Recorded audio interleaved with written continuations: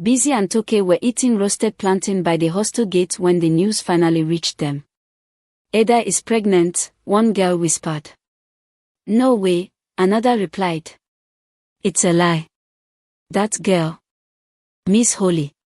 She even went to the clinic last week. I saw her. Busy's eyes widened. Toke nearly choked on her drink. They stared at each other. Their plan had worked. But the news came with an extra layer of shock. She doesn't even know who got her pregnant, the girl added, laughing. She said she can't remember. Toke raised her brows. Wow. So she still doesn't know. Busy smirked. That's perfect. Later that evening, they knocked on Ada's hostel room door like good friends. Ada opened, looking tired and pale. She didn't say anything. Just stood there, waiting.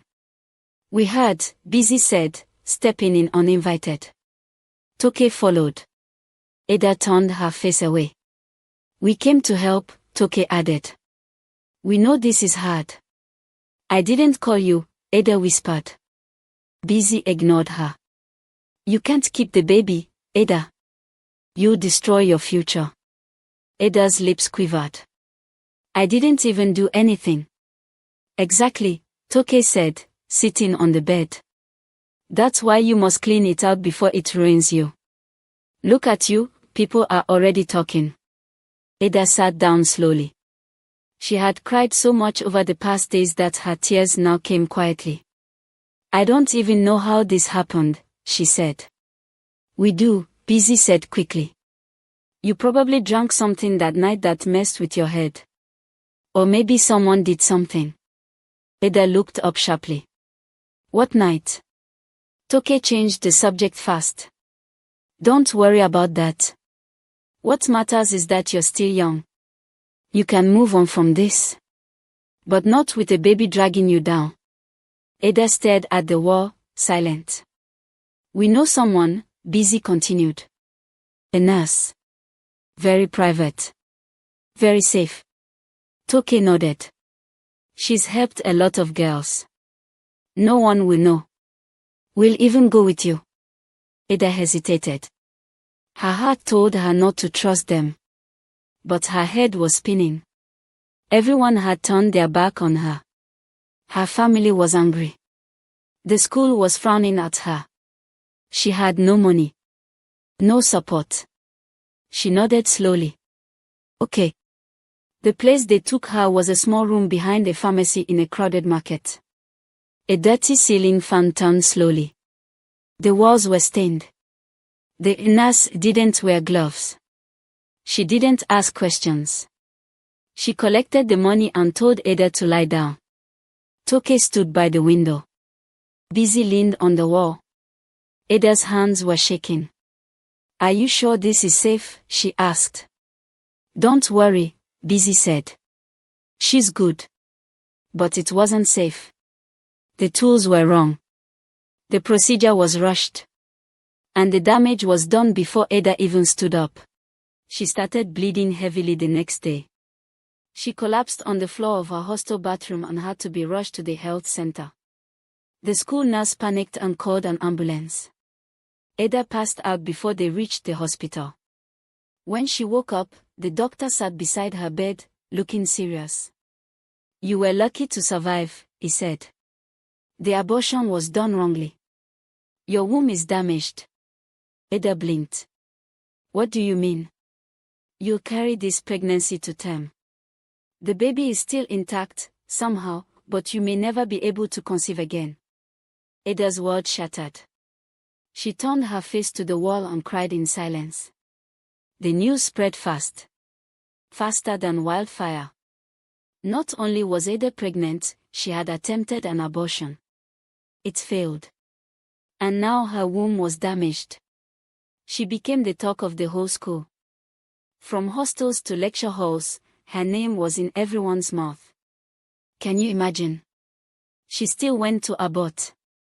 After all her forming virgin. Now her womb is spoiled. Some people laughed. Some pitied her.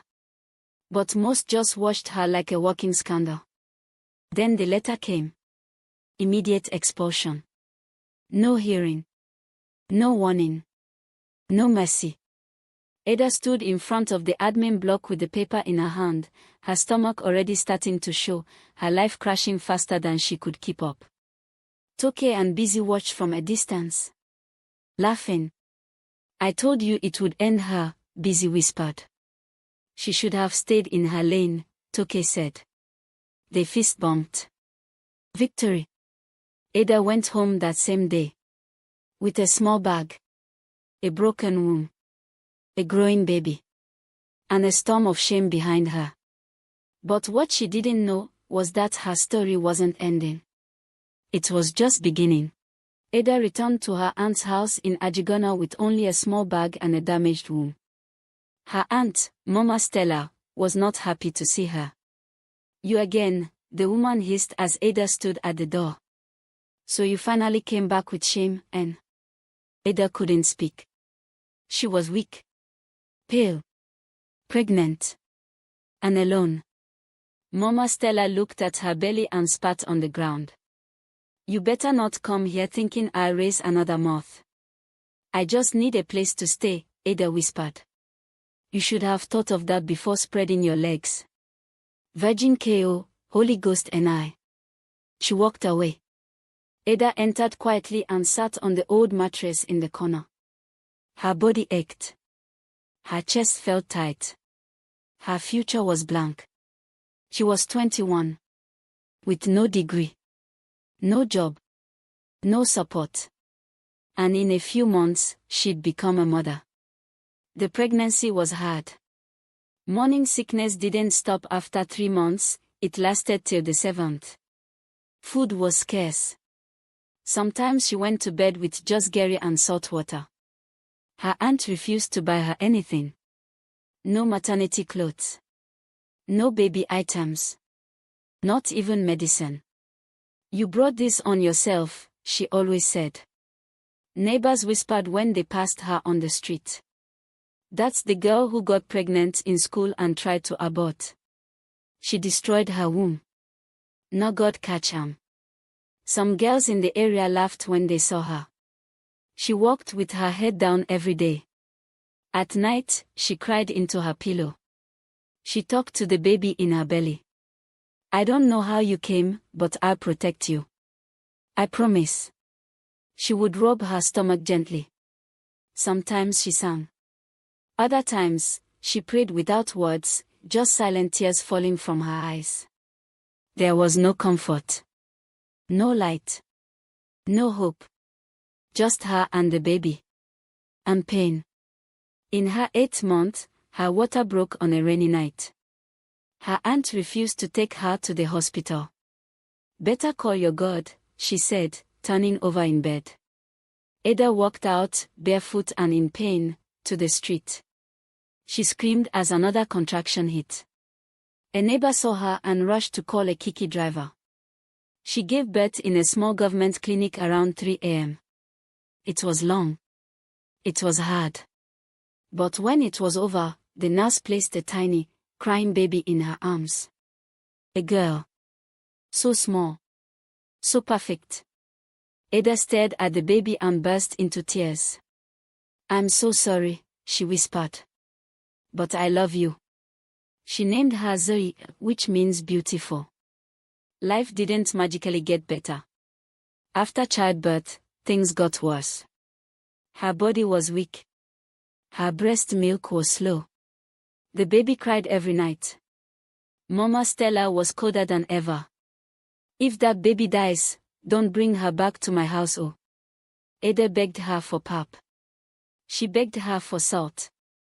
Sometimes she stood by the roadside with Zoe strapped to her back, looking for someone kind enough to give her leftovers.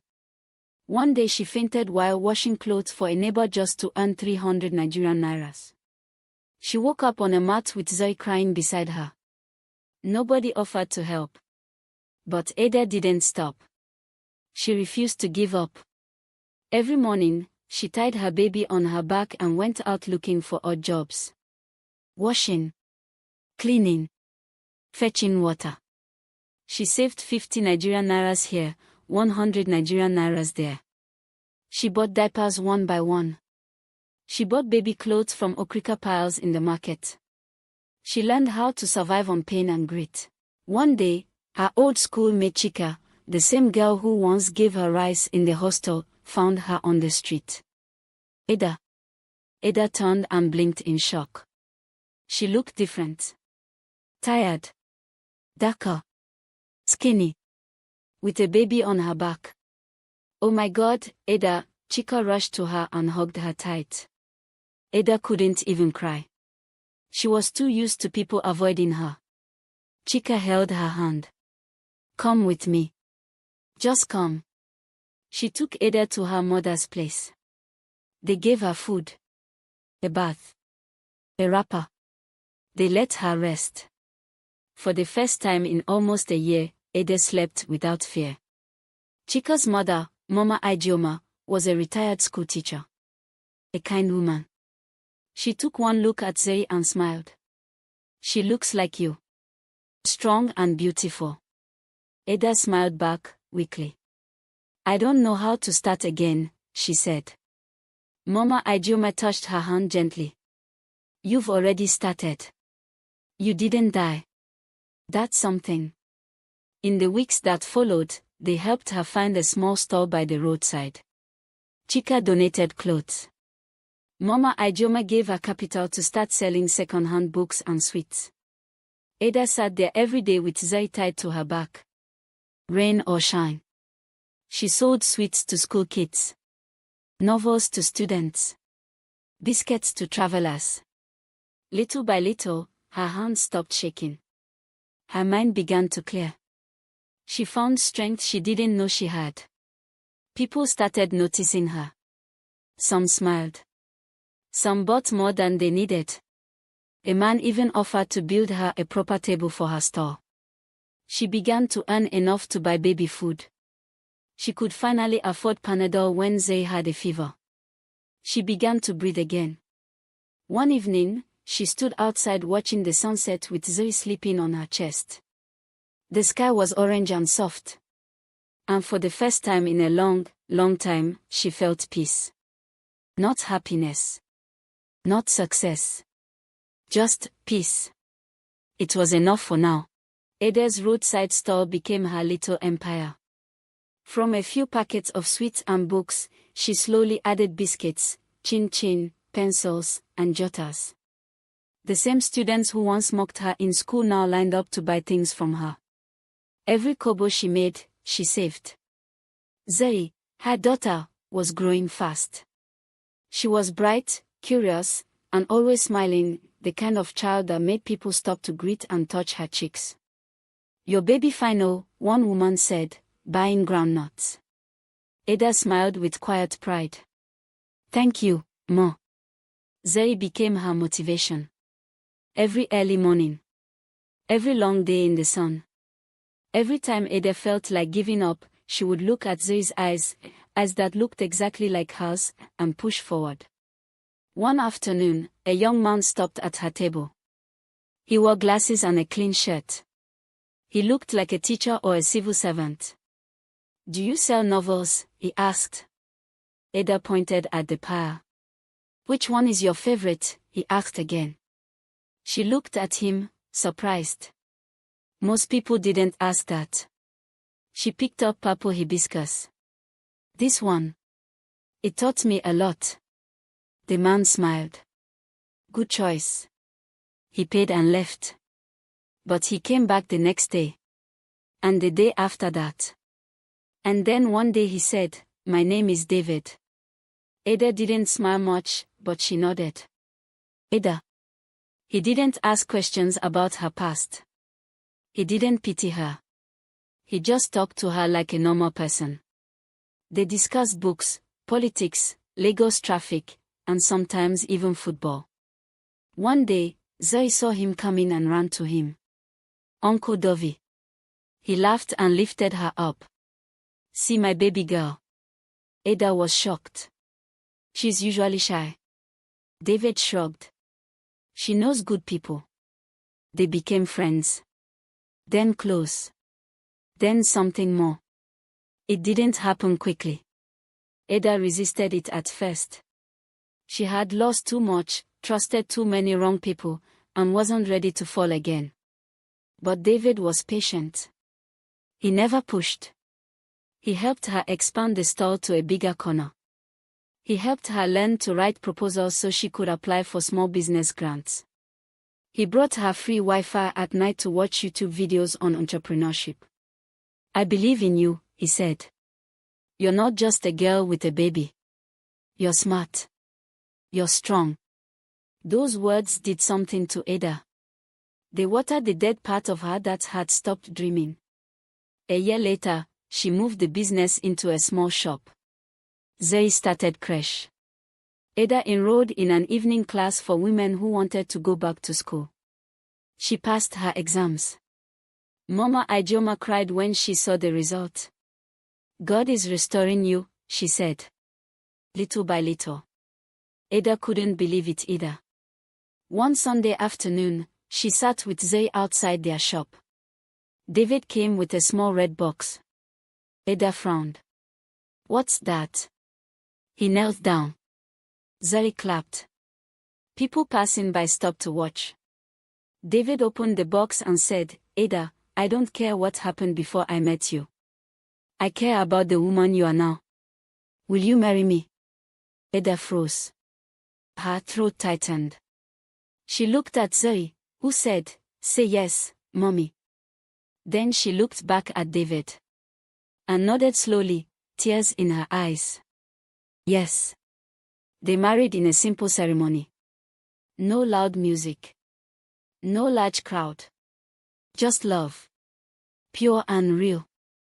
Ada stood in her white dress, one she bought from a thrift market, and whispered to David, "You've given me back my life."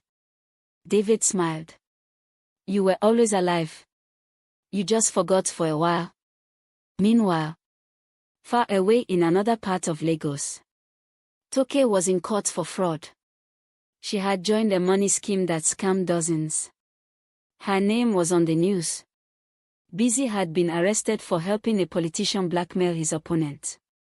She was disowned by her family. Both girls fell, slowly and painfully, the same way they had planned Ada's fall. Karma had taken her time, but she arrived. And Ada? She rose from ashes they left her in. It had been 3 years since Ada lost everything.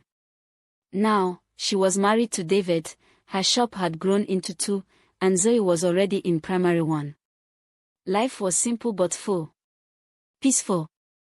But sometimes, late at night, Ada still had questions. She had never truly known how she got pregnant. She never remembered that night. Just that strange feeling the next morning, and the look Busy and Toke gave her, as if they were hiding something. One Saturday morning, David brought home an old newspaper he found while cleaning. He handed it to Ada. "You remember these girls?" Ada looked at the cover. Toke and Busy. Both had been arrested, their faces on front pages. Their crimes were different, but the similarity was this: greed, lies, and wickedness. She stared at the image for a long time. David noticed. "You okay?" "I always wondered why they hated me so much," she said quietly. "I never did anything to them." David didn't say anything. He just sat beside her and let her talk. "I used to think maybe I caused it. Maybe I was too proud. Too smart. Too quiet. But now I know some people just hate you because your light reminds them of their own darkness." 2 weeks later, something unexpected happened. An old student from Ada's university, Uche, came to buy biscuits at her shop. He was shocked to see her. "Ada. Know you be this? You own this place?" Ada nodded, smiling politely. He bought 2 packs of cabin biscuits and hesitated. Then he said something she didn't expect. "Till today, I still can't believe what those girls did to you." Ada blinked. "What do you mean?" Uche looked around, leaned in, and lowered his voice. "You don't know." Ada's chest tightened. What are you talking about? Uche scratched his head. One of my guys, he was the one who was paid to, sleep with you that night. Ada went still. Her hands trembled. Uche swallowed. He thought you were aware. But after he did it and found out you were drugged, he couldn't sleep for weeks. He wanted to confess but was scared. Ada sat down. She felt cold all over. What's his name? She asked. Lucky he dropped out not long after. I think the guilt finished him. Ada couldn't speak. For the first time, she finally had a name. A face. Confirmation. That night, she sat outside in silence, watching the moon. David came and sat beside her. She told him everything. He didn't interrupt. When she finished, he held her hand and said, "You're strong, Ada. But it's not too late for justice." Ada shook her head. I don't want revenge. I just want peace. David nodded slowly. Then maybe you should tell your story. She thought about it for weeks. Then, one day, she wrote her story in a notebook. She didn't add names. Just the truth. The setup. The betrayal. The pregnancy. The pain. The healing. And the rising. She titled it The Jealous Ones. She gave it to a friend who ran a blog for women. It went viral. People read and wept. Girls messaged her, sharing their own secret stories. Some said her words saved them from suicide. Some said she inspired them to leave abusive homes. Her voice, once buried in shame, had now become a lifeline for others. One day, she got an anonymous email. I'm sorry. I was the guy they paid. I didn't know. I've tried to find peace, but I can't sleep without hearing your voice in my head. You didn't deserve it. You were innocent. Please forgive me, even if I don't deserve it. Lucky. Ada didn't reply. She closed the message, took a deep breath, and deleted it. Not out of hatred. But because she had already healed. The apology was not for her. It was for him. Meanwhile, Busy was now working at a roadside food joint, wearing a torn apron, serving omelette to people who didn't even recognize her once proud name. Toke was still in court. Rumors said her uncle disowned her after she stole from him. No one had to lift a finger. Karma did her job. Ada, on the other hand, now gave talks to girls in schools. She shared her story without shame. She started a small fund to support girls who got kicked out of school due to pregnancy. She called it Zay's Light, because even in the darkest moment of her life, her daughter had been the only light.